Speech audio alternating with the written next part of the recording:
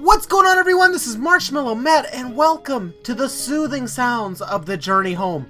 I don't know if it's necessarily a sequel, but I know it's a spiritual successor to another game called Just Home. Not Just Home, it's called Home. And it was by the same developer, and I loved that game. I loved it. It was so much fun. The story was so good. And I'm really excited to play this one. I just stumbled across it today, and I was like, I'm recording this. I'm playing this. I bit my fucking tongue. I'm playing this right now. So anyway, let's go ahead and get on in. I love the music. It's so calming. It just makes me want to take a nap and just curl up next to a fire.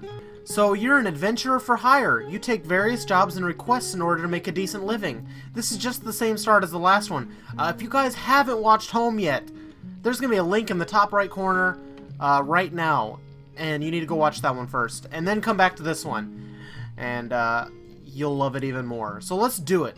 You take various jobs and requests in order to make a decent living. You left your home and your family in order to travel and gain more experience in your line of work. Now, for the first time in years, you are returning home. You've traveled far on your adventures, and you are a long way from home. The road is arduous and full of danger. Various creatures and demons prey on travelers. Only the most wealthy people would be able to afford safe transport. Everyone else undertaking the journey must do so on foot. You know all of this, but all that matters to you is getting home. The long journey and the danger are worth it. Early one morning, you pack what few belongings you have and head for the town market to pick up supplies for the journey.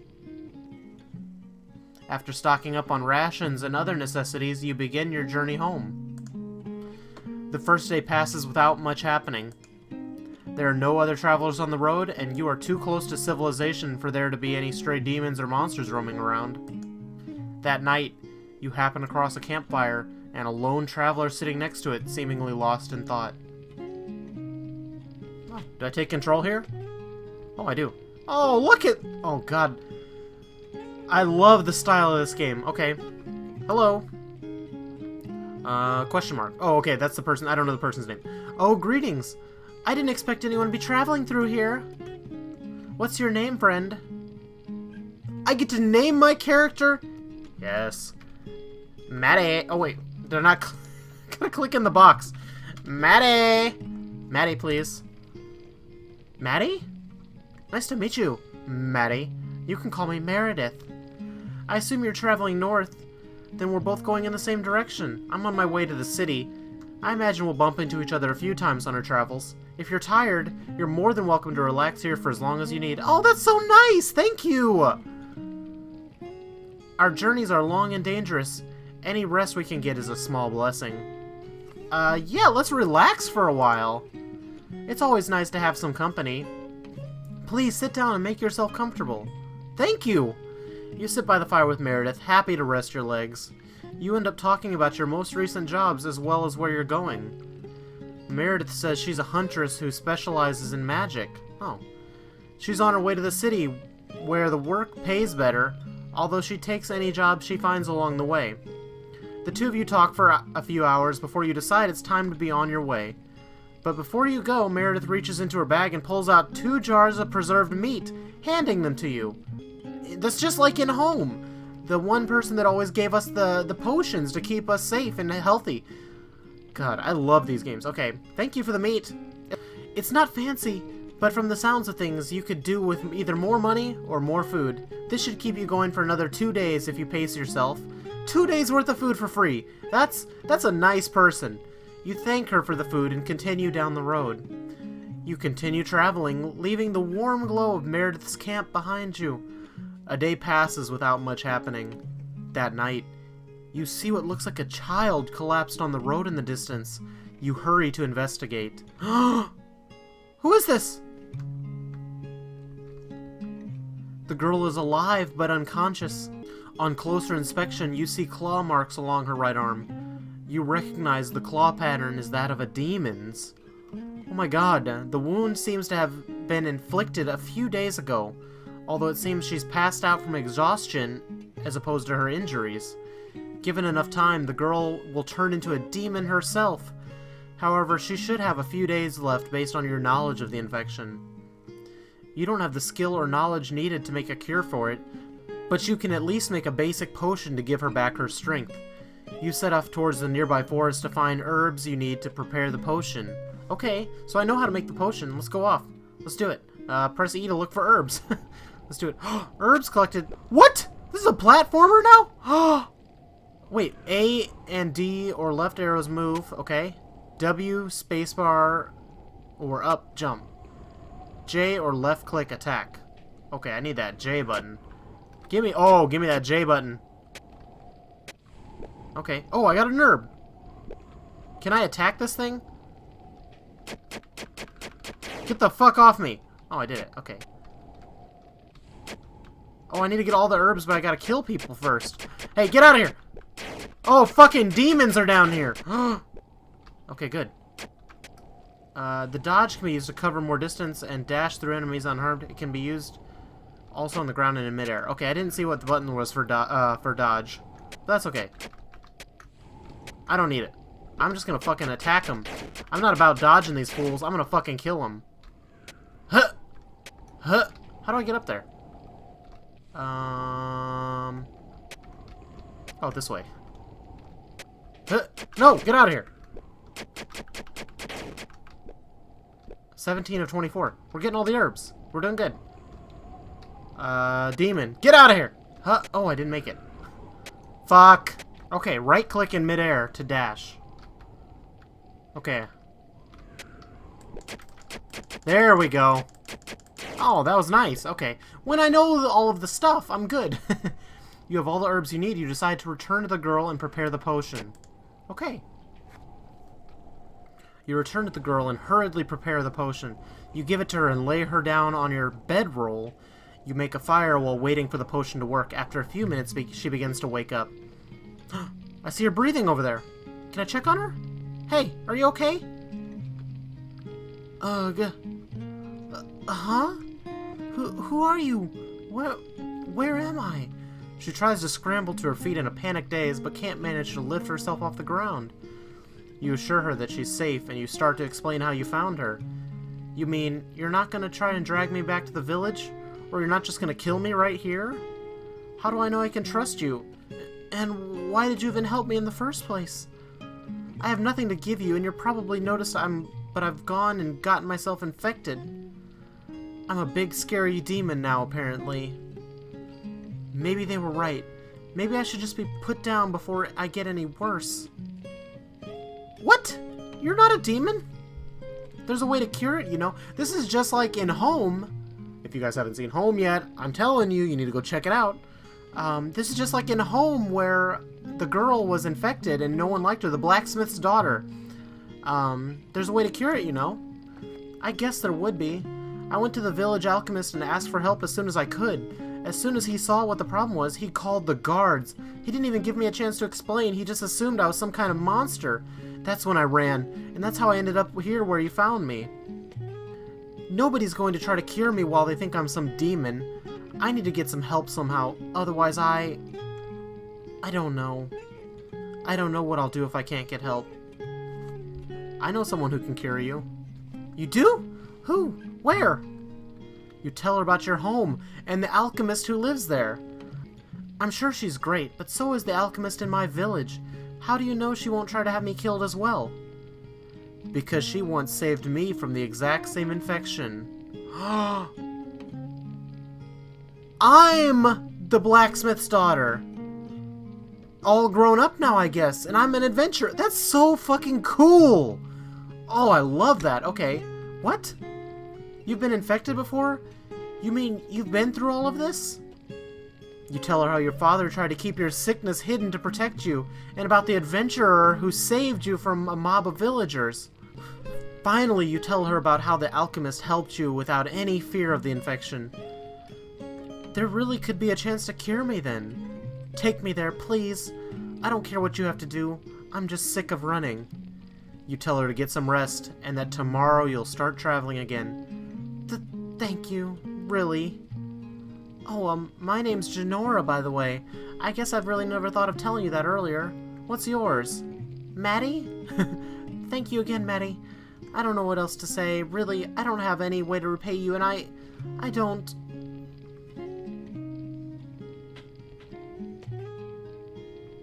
Spit it out, Genora. She seems to have fallen asleep mid-sentence. It looks like the last few days may have been more draining to her than it seemed. You decide to get some sleep as well. At the break of dawn, you begin traveling with Genora towards home. Sleeping seems to have given her back her strength. She's taken a shine to you now that she knows you were once in her shoes. While walking, she spends most of the time asking you about your home and your family. Nothing of any particular interest happens over the course of the next few days. You don't pass by any towns, and any other travelers you pass by only seem interested in their own affairs. One night, you notice you're running low on firewood.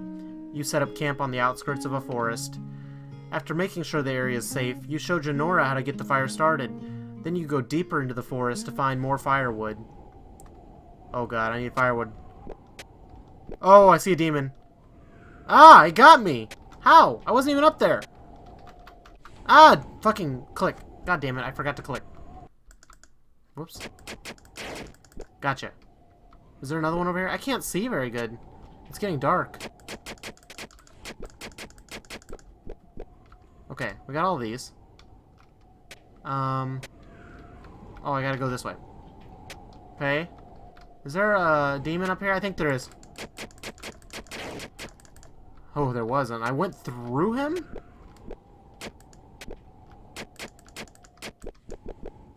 We got enough. We got it all. You have enough firewood, you decide to head back to camp. Yay! Oh, look at us just sitting by the fire.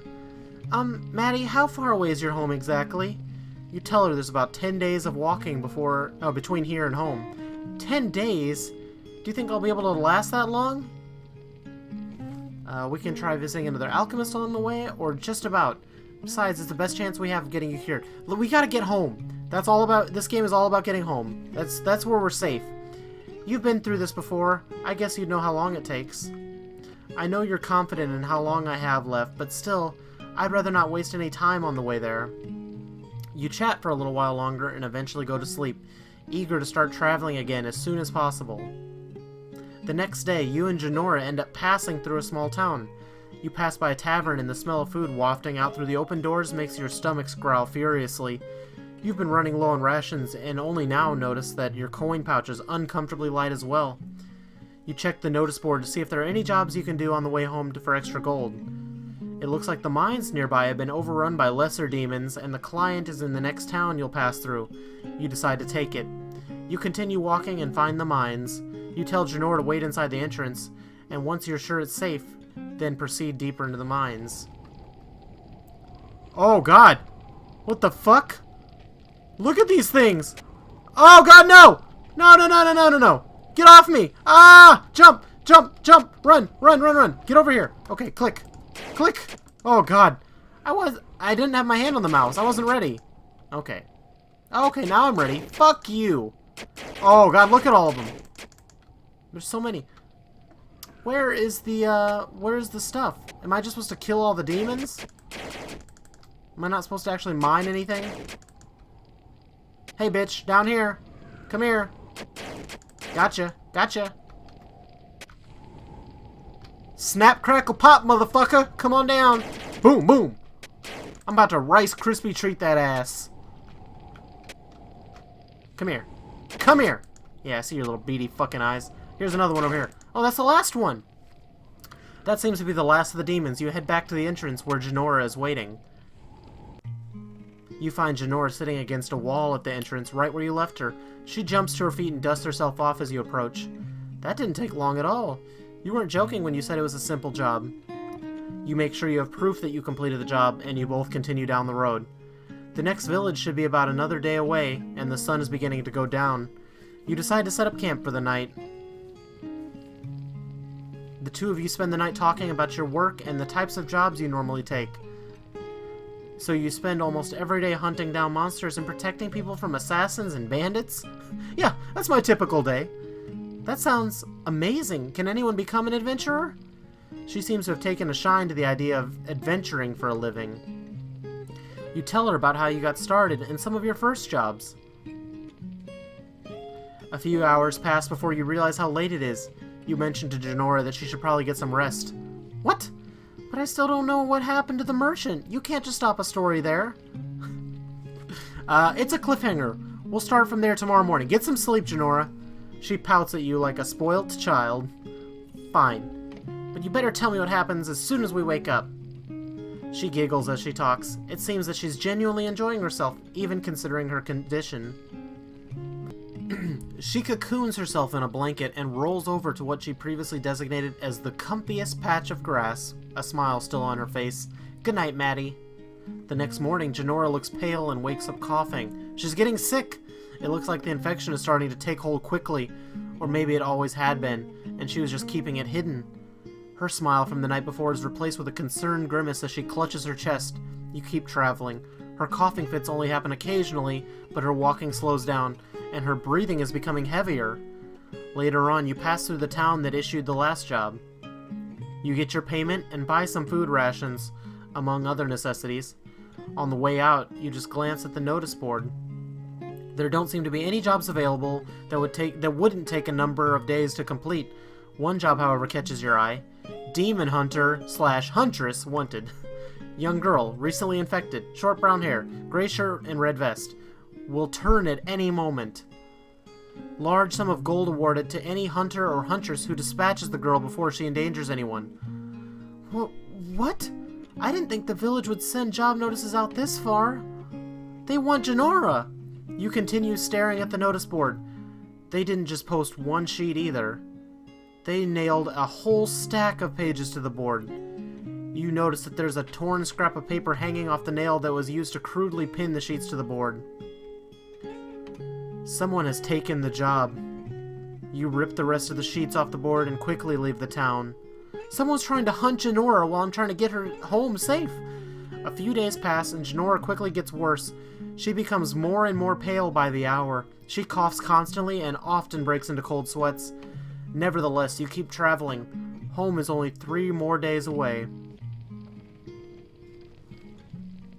I didn't think this infection would get so much worse so quickly.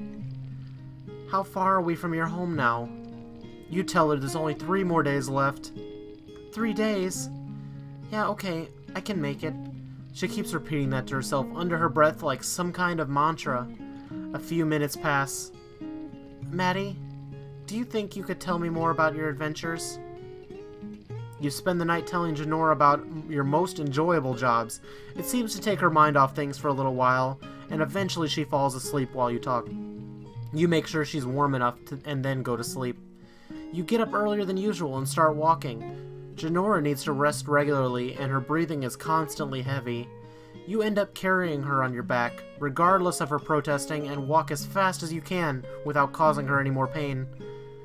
You don't cover as much distance as you normally would. Carrying Janora slows your pace down immensely. Eventually night falls, and you need to set up camp. Janora barely says anything all night, and as soon as she lies down, she falls asleep, although her sleep is still a disturbed one. At this rate, you'll have to run as much as possible to get home in time. You decide to sleep earlier than usual. You'll need the extra energy for the coming days. You get up at the break of dawn and continue walking. You sling Janora over your back and start walking as fast as possible. She looks at her surroundings through half-open eyes and seems to be unaware of what's going on around her. The day drags on. Your legs are giving out under you by the time the sun sets. As you trudge along the road, you feel Janora tap you on the shoulder. It seems she's gotten some energy back from resting all day, even if only a little. You put her down and the two of you keep walking in silence. A few minutes later, you happen across a campfire with a familiar face resting next to it. Ah, it's nice to see you again. It's Meredith. How have your travels been so far? Oh, you found a friend, I see. My apologies, I'm Meredith. And you are? Janora? It's nice to meet you, Janora. Are you feeling okay? You look a bit pale. No, I'm fine, really. You cut the conversation short. Janora seems like she'll collapse at any second. You tell Meredith that you need to keep traveling. You're in quite a hurry, aren't you? Well, no worries. I'm sure we'll meet again. You quickly continue down the road, Janora barely staying upright. Stay safe, friends. You continue traveling. As soon as Meredith's camp is far behind you, Janora clutches her chest and coughs violently. You continue walking as far as you can, but eventually you have to stop for the night. Even though Janora is wrapped in her blanket and next to the fire, she still shivers with the cold. You throw your blanket over her and sit against a tree watching the road. You're almost positive that sleeping tonight would be dangerous. A few hours pass before you notice a silhouette moving down the road. They seem to be glancing around, looking for something or someone, and you think you can guess who it is. You extinguish the fire as quickly as you can to avoid being seen, but you're too late. The figure comes to a halt. They're looking directly at you. You see a slight glow appear in their hands, and then a cascade of fireballs launch from them, flying towards you. You jump to your feet and get ready to defend yourself. Oh god. I grabbed the mouse, I'm ready to go. Where are the fireballs? I'm ready. Who's here? Hey, no, no, no. Fuck these. Fuck. Oh god, I can just slash them with my... I can just slash them. Oh god, I'm losing health. Oh, there's more. They come right at me no matter what. I'm gonna die. Oh my god. That's the end of the barrage. You quickly try to find where the attacker is gone. Where are you? You sprint out onto the road, catching a glimpse of the assailant running over a hill. Although your legs were weak from earlier, the adrenaline pumping through you makes you feel like you can run for days. You catch up to the mage. As you suspected, it's Meredith. She tries to run as you approach. It seems she's only suited to fight from a distance. You catch up quickly and tackle her to the ground. Ah, Maddie. We meet again, it seems. You bitch! You tell her to explain herself, placing your sword to her throat. It's simple. She'll turn into a monster any day now, or any second by the looks of things. Killing her while she's weak is for the greater good, and if I can pocket some extra gold while doing so, then all the better. You become too attached to her to see that she's a threat. You explain to her that it can be cured. Ah, yes. You've done an excellent job of that so far, it seems. What if you can't get this cure in time? What if she turns? Would you be willing to put her down if it came to that? It won't come to that? Or I'll do what I have to. But only if I have to. I'll do it if I have to. If she turns into a fucking demon, I don't have a choice. Only if I have to. You seem too naive to be a good liar. If what you say is true, then I'll put my trust in your judgment. Although we have another problem that needs addressing. What will you do with me now? I've lost this little confrontation, it seems. I'm curious to see how you handle the situation.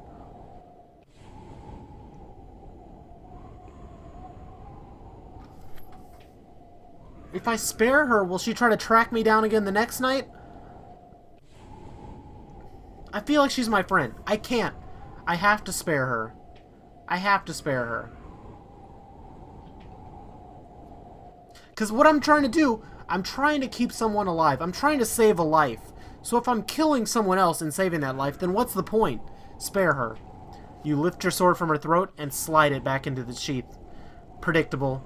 Adventurers rarely seem to have any capacity for rage, and you're no exception. Now, what do you say you let me up and I'll just... You punch Meredith so hard that her head rebounds off the dirt and she falls unconscious. Damn! That's what you get for talking some shit, Meredith. You don't know if she'll keep pursuing you, but you're not willing to take that risk. I should have just killed her. I should have just killed her, bitch ass! You rush back to the camp.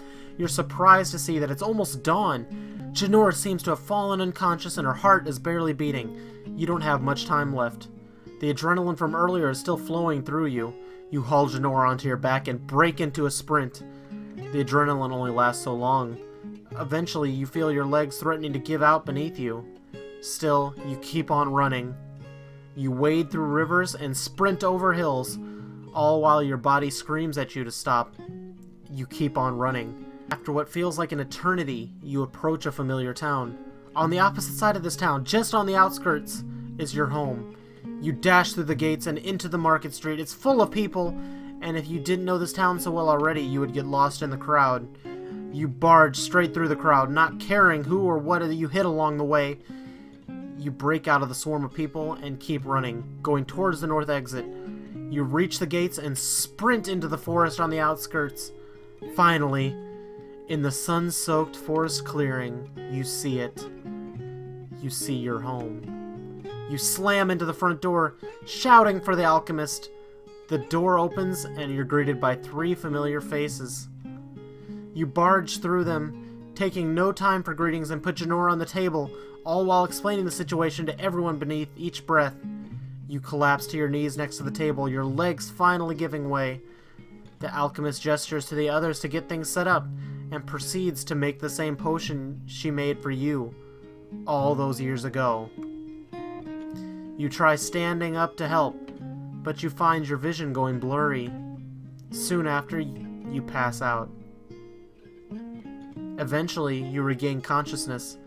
The first thing you notice is how much pain your legs are in, and countless stinging sensations from burns you suffered during Meredith's attack. A bunch of those fireballs did hit me. Those thoughts don't stay with you long, however. The next thing you notice is the soothing warmth of a nearby fireplace, and the chatter of voices. This is the same music from home. But she'll definitely be okay, right? Absolutely. My daughter is tougher than you know. I am the blacksmith's daughter. He's right. She's too modest to say so herself, but I've seen her pull through some of the worst injuries I've ever seen. The adventurer said that. I was the adventurer in home, and I saved the blacksmith's daughter. Okay. Yeah, a few burns and sore legs are nothing to Maddie. I really do need to teach her how to make the cure for the infection, though. She was friends with the alchemist in home, and she used to learn a lot from the alchemist, but also the adventurer taught the blacksmith's daughter how to fight. So all of that training of how to use a sword came in handy in this one. Oh, I love it. I swear, if she knew that when she found you, Janora, there wouldn't have been any problems whatsoever. That girl needs to catch up on her alchemy. I blame you for her being distracted with all of this adventuring. Hey, it's not my fault she prefers actual excitement and adventure over staying in brewing potions all day. You do realize you're arguing over my daughter's career choice. My daughter, who seems to have no interest in smithing at all, I might add. That's true, she's not a blacksmith. A smile spreads across your face as you hear everyone laughing. You sit up slowly and open your eyes. Oh my god, I'm back in the home. Hey, she's awake! Oh my god, welcome home. The end. Oh, I love these games. You just replay. I can replay it? You fall in love with these characters instantly. There's been games that I have played just for hours upon end, and I don't care about the characters in those games as much as I care about these characters. Such great storytelling. I love these games. I hope they make another one. This was The Journey Home. If you guys enjoyed this video, if you guys enjoyed this game as much as I did, which I hope you did, hit the thumbs up down below. Also, make sure you subscribe to my channel. That way you can make the journey home back to Marshmallow Matt all the time and keep up to date with all my new videos. See you guys later. Bye! Howdy, shopkeep. What the fuck? Yes, I want the treasure map! What? 5 gold for a bow. 5 gold for a bow. No. 8 gold, yes, it's all yours. Bow for 4, no. 7, yes.